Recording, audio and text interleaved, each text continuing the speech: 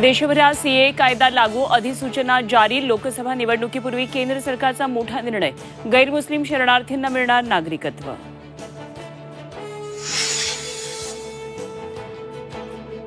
Supreme कोर्टाचा state बँकेला दणका. निवडणूक रोख्यांसंदर्भातली माहिती आज देण्याचे आदेश, तर 15 मार्चपर्यंत वेबसाईटवर माहिती जारी करण्याच्या निवडणूक आयोगाला सूचना.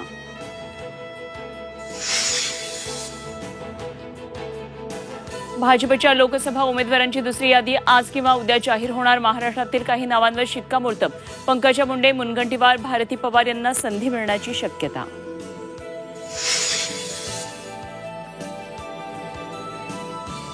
राहुल गांधींची भारत जोडो न्याय यात्रा. महाराष्ट्रात दुपारी नंदुरबार शहरामध्ये रोड शो. सभेनंतर रात्री धुळ्याच्या दोंडाईचा इथं मुक्काम.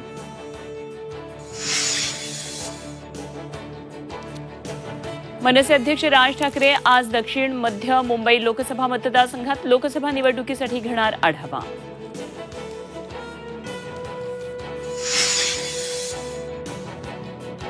उद्धव ठाकरे आज विदर्भ दौऱ्यावर. वाशिम, यवतमाळ लोकसभा मतदारसंघात आज आणि उद्या जनसंवाद मेळावा.